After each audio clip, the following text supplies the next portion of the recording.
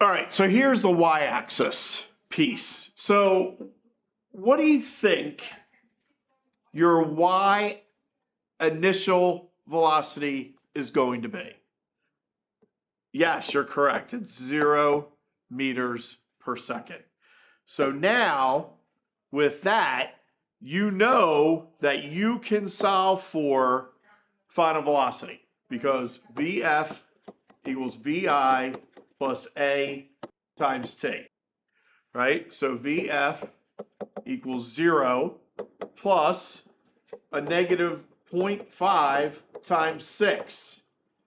And your final velocity on the y-axis is going to be negative 3.0 meters per second. All right, negative 3.0 meters per second. Now, let's find out what the distance is. How far did you drop? Okay, how far did you drop? How many meters did you drop? So I'm just going to do the d of y, just like we did here. Okay, so because you're going to have parts you're going to be able to eliminate. Oh, forgot to. Oh, good. Carolina blue. That's the way it should be. All right. So dy equals VIYT plus 1/2 AYT squared. Oh, squared. Sorry. All right. So d of y or dy equals 0. So that's done, right?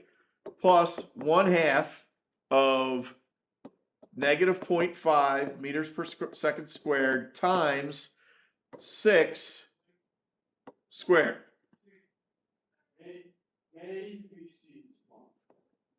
D of y is going to be negative 0.25 times 36, which is going to be a negative 9 meters.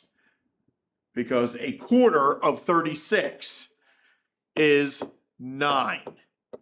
So your answer for how far down it went here is 9 meters, negative 9 meters. All right, questions on that?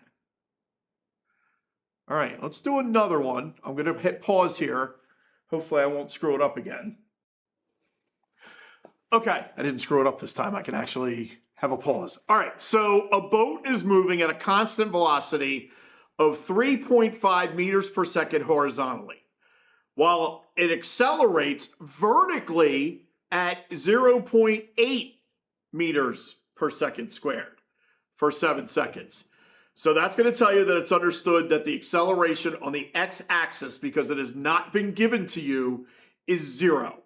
Okay, so understand that that's what that means. So the x-axis acceleration is going to be 0. All right, so let's look at this. So a constant velocity of 3.5 meters per second. This also tells you that it's 0 for acceleration. So a boat is moving at a constant velocity of 3.5 meters per second horizontally. That means that's 3.5 meters per second. This is 3.5 meters per second. And this is 0 meters per second squared. Okay, so you're able to get those 3 things specifically from the first sentence in the problem. Okay, so next, while it's accelerating vertically at 0.8 meters per second squared. So this is 0.8 meters per second squared. That's all you can really do from there right now. All right, there are others, but for right now, that's all you can do. All right, and then for 7.0 seconds. So your time on both is 7.0 seconds. Okay, 7.0 seconds is what you come up with for your time. And because time does not favor either one of the planes, the time has to be the same. All right, so right out of the chute, let's do it. Just solve for d of x. So the d of x equals equals vi times t plus 1/2 at squared. Oopsies. at squared. You get that. All right, so d of x equals 3.5 times 7 plus 1/2 of 0. Oh, we're all done there. We don't even need to do anything else. So d of x equals 3.5 times 7. Well, 21 and 28, it would be 24.5 meters. Okay, so your distance traveled for D is 24.5 meters.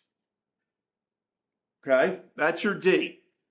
All right, so what are we going to do for, we got to find the final velocity of y. We have to find the total distance of y. We also need to find the initial velocity of y. Okay, so let's think about this.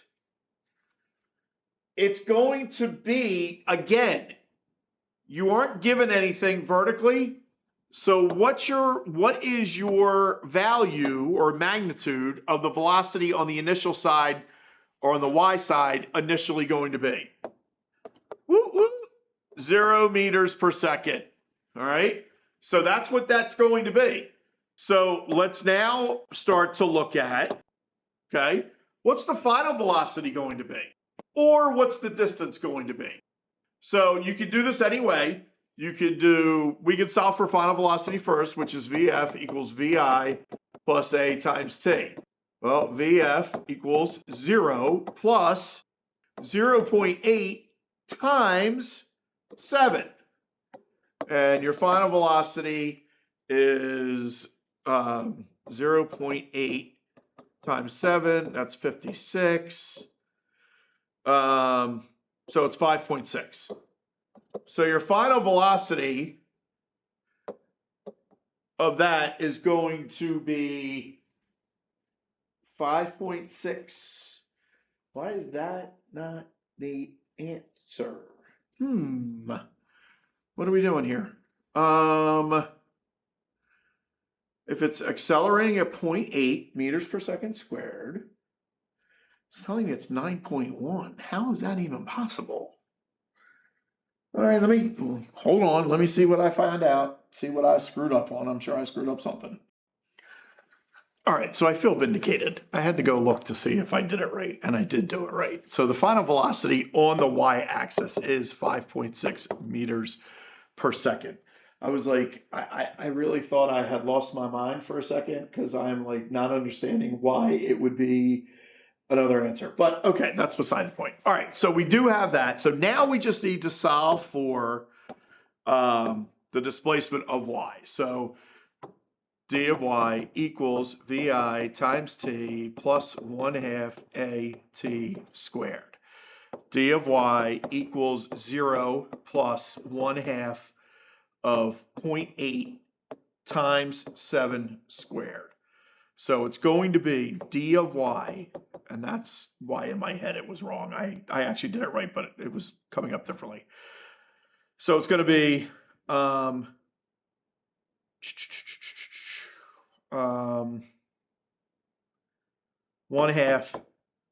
of 0.8 times 49, and that will be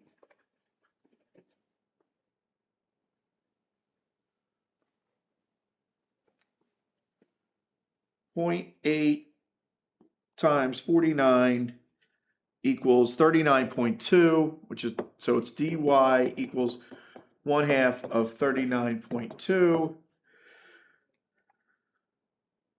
which then equals the d of y equals 19.6 meters. So that means, and because they're all positive, it's going to be 19.6 meters in the positive direction. And then the x would be on the other direction. All right. Does it make sense? The only way we're going to get this and get going anywhere on this is if you guys continue to do practice.